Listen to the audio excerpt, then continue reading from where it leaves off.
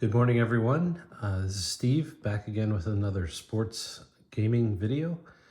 This time it's an unboxing of something different. You probably know me as a baseball guy, but in this case, we have two football games in this box, purportedly, and they're both related to the Sports Illustrated football game known as Paydirt. Until I agreed to buy these games, I didn't know a lot about the game itself. I've done a little bit of research so that I'll be a little knowledgeable when we open this box. But with that, let's get started. So bear with me while I try to get this box open. I usually try to preserve the box for future use, but I know they're free at the post office, so you'll just have to ignore my OCD for a minute. So here we go. Perfect.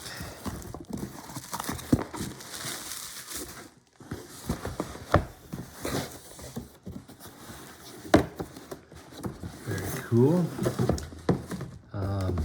So here you have, I don't know if you can see it, but here we have Sports Illustrated Paydirt, Avalon Hill game of professional football, and it's hard to say who we have on the cover, probably the Browns and maybe the Colts or somebody. Anyway, yeah, this says the Avalon Hill Game Company, division of Monarch Avalon Inc., Baltimore, Maryland. So, includes individual team charts for all 28 pro teams, computer analyzed for accuracy, and authentic pro results.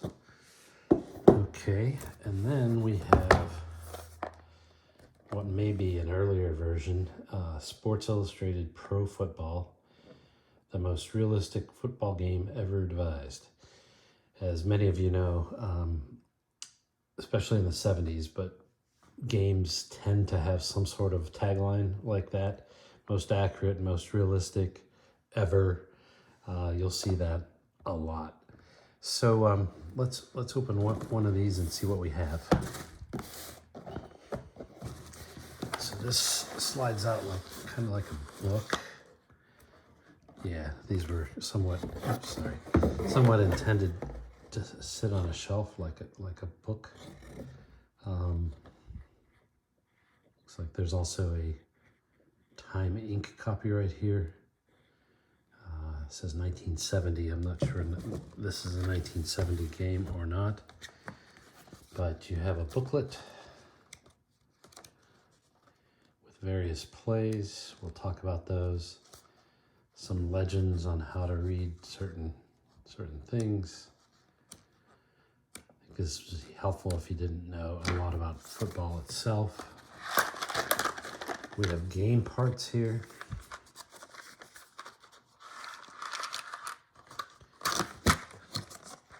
Very cool. We got some kind of markers here. I think they are plastic. Yeah, I think they're plastic instead of wood. We have a football, and we have the infamous SI dice. And so most of you watching this probably already know this, but the SI dice, the main ones are the black ones and the two whites. And so you read the black first and the white second. And so this is 11, 1 or 10, and these together sum up to 1, which is 11. The unique thing about these dice is they're not numbered 1 to 6. And in particular, the black dice has 3 number 3s on it. So half the time the result's going to be in the 30s. And then these are not numbered 1 to 6 either. So, but the other thing that they have with the SI game is for some reason they felt the need for 2 other dice, a green and red. And I'm not sure why they needed to be different colors either, because I think in the game you just sum them up. But again, I don't think they're numbered 1 to 6, so you get all kinds of interesting distributions of the summation results. So that's the dice. There also seems to be one other thing here.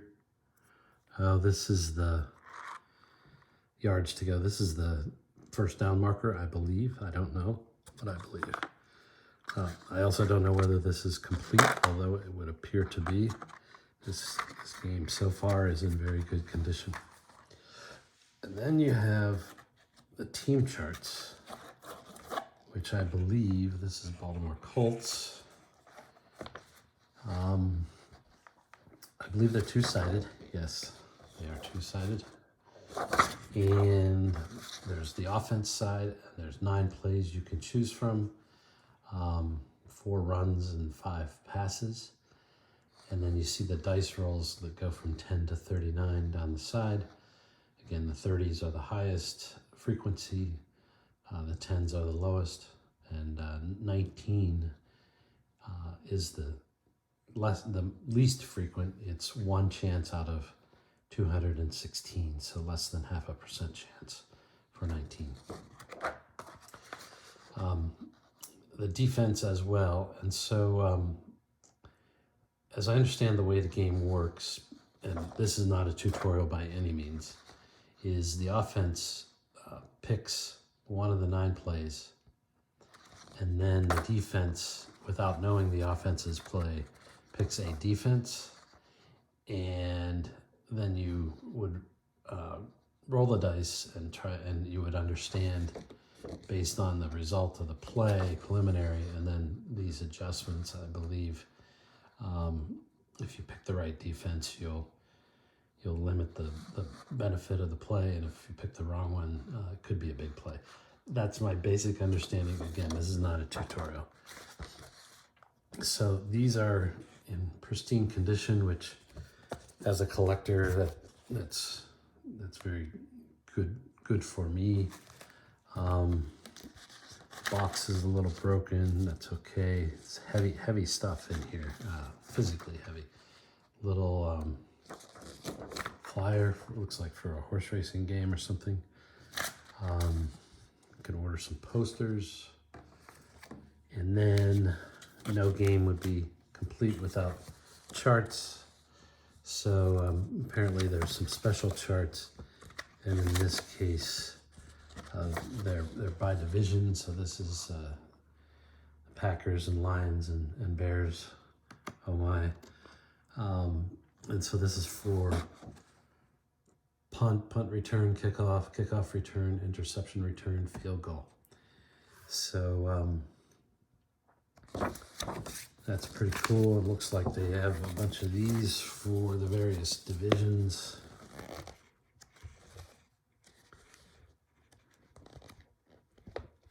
Yes, so that's that. And then the requisite game board, which,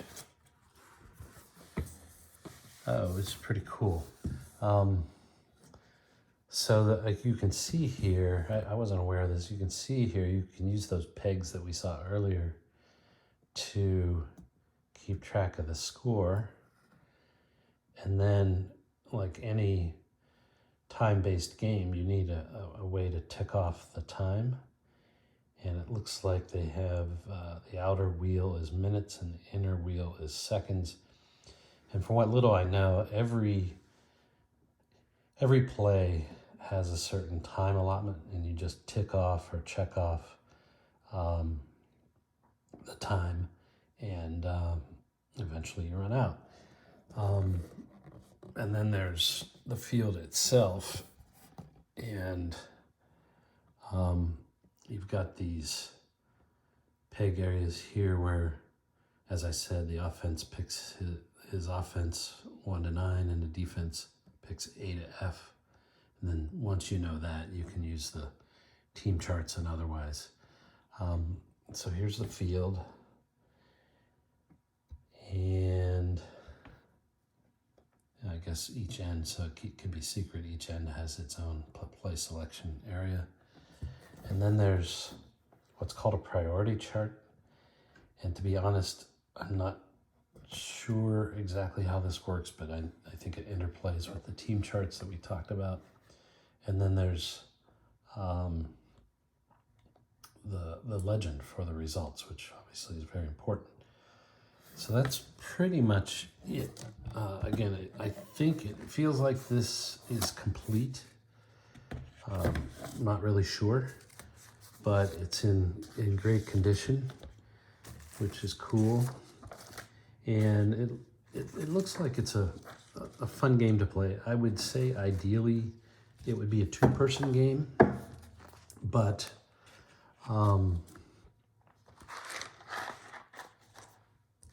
I did download some charts from one of the forums that allows for better solo play, and it's basically, if I understand it, it's selecting the plays that that each side makes, or maybe it just selects the defense based on some randomized approach. So on to the next thing here, and maybe before I go to this next one, I'm a numbers guy. If you've watched any of my videos, you know that. I've lived on baseballreference.com. I looked, and there's a profootballreference.com. And so there's lots of statistics. I'm going to resist the temptation to try to reverse engineer this game. Many others have done it. There are lots of third-party charts that you can acquire for this game. It doesn't surprise me, but in a sense it did. But the same is true for Sports Illustrated Baseball. So I guess it shouldn't have been any surprise. Anyway, I started poking around baseball or football reference, and one of the things I saw is the number of plays per game that a team gets. And I guess I never really thought about how many plays per game a team would get. And so my trivia question is, what's a typical number of plays per game that a team would get? And I'm talking about rushing, receiving, or I'm sorry, passing, punts, kickoffs, field goals, etc. So what's the total number? Okay, this game presumably is newer. Here you have the dice. In this case, they're actually wooden, so part of that would almost tell me that it's older, not newer. The previous ones were plastic. These are in pristine condition. I think the wooden dice have a lot of character to them, but they're numbered the same. Here's your football and a better version of the 10-yard marker, complete with referees. And what you didn't see, at least in the other packet, is a score pad. And this one is beautiful. It's all intact. And so the way you keep time is you mark off the minutes and seconds, and it looks like they're in 10-second increments here. So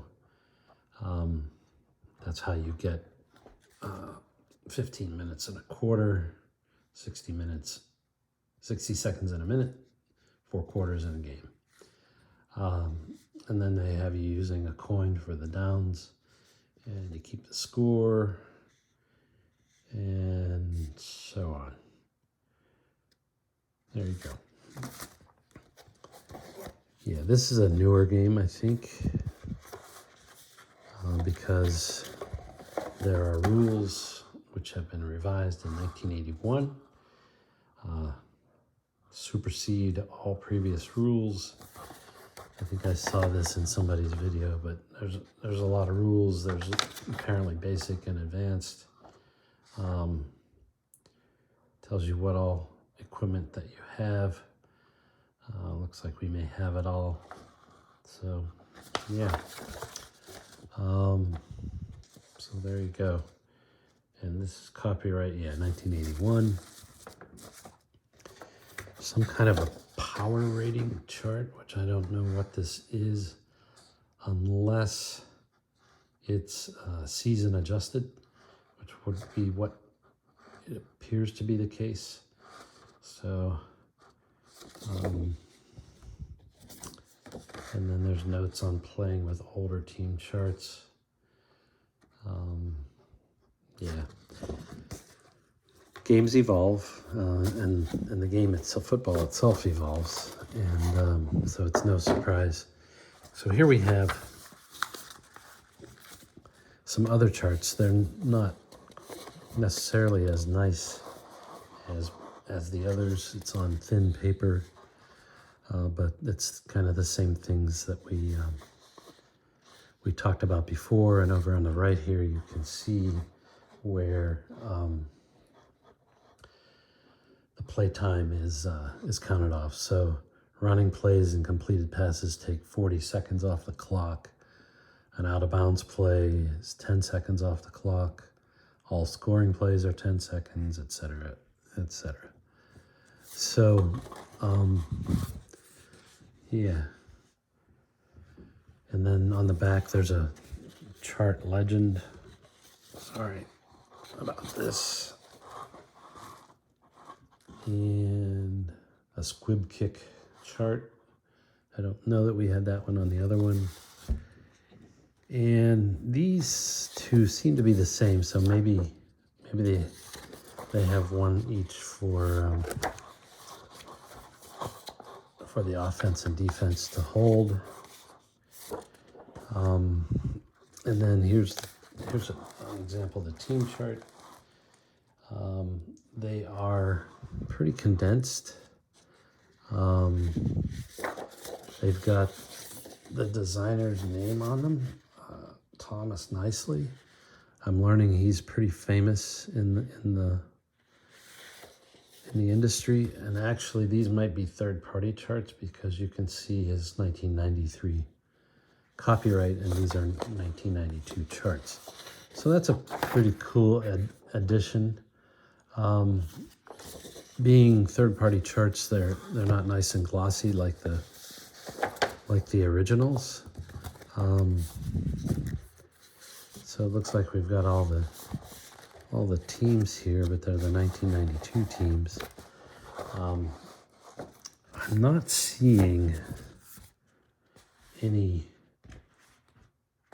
team charts that came with the original 1981 game here. So maybe those got lost or sold or whatever. A couple flyers. So, a rules addendum.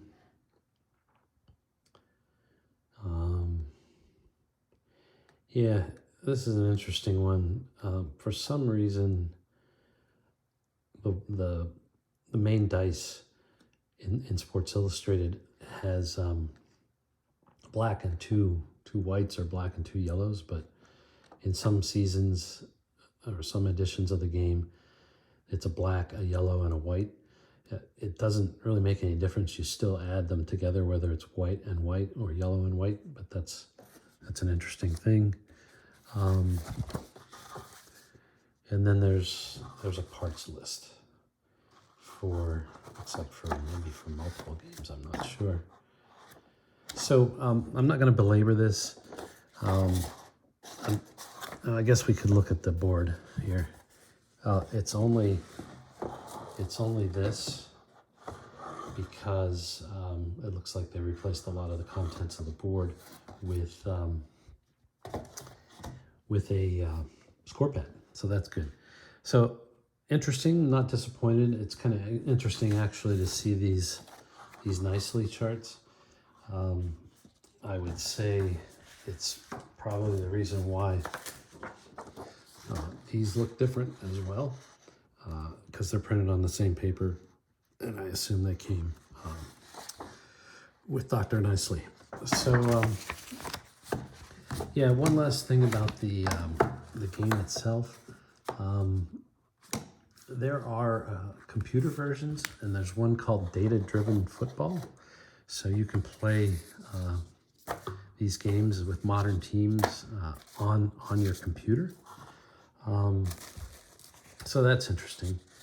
I would say as well, it's time for the trivia question. So It turns out typically it looks like there's between 60 and 70 plays in a football game for each side when you add it all up. And I really wasn't thinking that way, but maybe you have 20 runs and 20 passes and maybe 10 to account for kickoffs and field goals and punts and so on. So that's the answer to the trivia question. Don't want to belabor this any longer. Thanks for watching. I'm, I guess, officially now a game collector in addition to a player and an analyzer. I may play this just to see how it works, but it's very, very cool, and I hope you enjoyed this. Feel free to comment, like, or subscribe. Comments are what I really enjoy the most. Thanks again. Take care. Bye.